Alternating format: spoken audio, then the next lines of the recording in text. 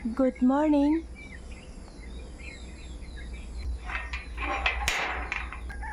আশা কৰোঁ সকলো ভালে আছে।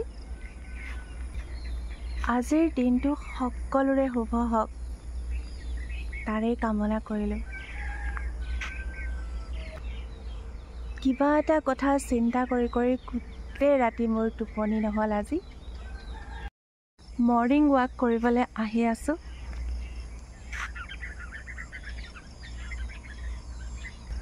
টোপনি নহাৰ কাৰণটো কি জানেনে? কিছুমান স্বামী স্থিৰ ক'বলৈ লাজ লগা কিছুমান ঘৃণনীয় কাণ্ড হয়তো আপোনালোকৰো বহুতৰে চকুত পৰিছে।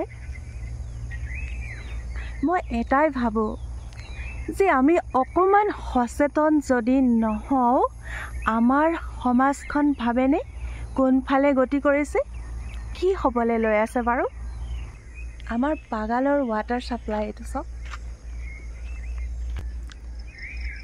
লাইভ অনুষ্ঠানবিলাকৰ নাটক ৰাতি 12 বজাৰ পিছৰ পৰা কিবা কাৰণে যদি আপুনি লাইভ এটা কাৰোবাৰ চাই কেতিয়াবা ফটককেনে দেখা পোৱা যায় টাৰ্ণ কৰি গৈ থাকিলে কি নাটক চলি থাকে।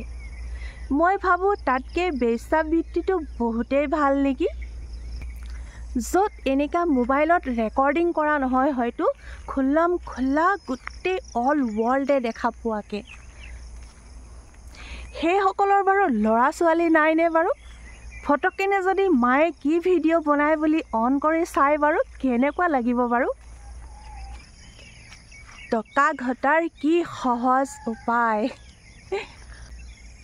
আমাৰ উঠি অহা প্ৰজন্মক আমি আচলতে কি দি আছোঁ, অকণমান সচেতন হোৱাটো দৰকাৰ।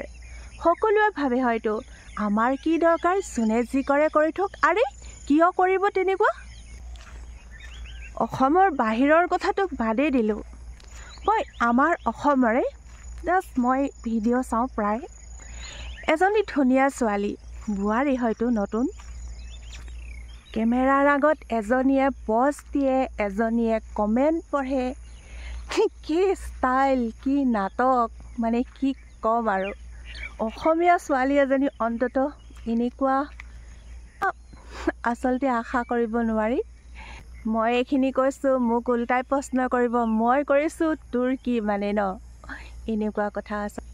উপায় নাই, মনটোৱে নামানিলে যোনে যি মোক কওক, মই কি কৰি আছোঁ মোকো উত্থাপন কৰক। মনলৈ অহা কথাখিনি কৈ দিলোঁ দিয়ক। মই এটাই ৰিকুৱেষ্ট কৰোঁ সেইসকলক যিসকলে কিঞ্চিত মানুহ এই বিষয়টোৰ ওপৰত সঁচাকৈয়ে ভাবে, অকণমান সচেতন হ'বলৈ হ'ল, আমি প্ৰতিবাদ কৰিবলৈ হ'ল।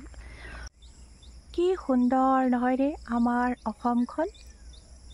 এই সুন্দৰ অসমখনক আহকচোন আমি প্ৰত্যেকেই অকণমান নিকা কৰি থওঁ, অকণমান ভাবোঁ ইয়াৰ উপায় কি উলিয়াওঁ। মোৰ প্ৰশ্নটোৰ অকণমান উত্তৰ পামনে কাৰোবাৰ পৰা?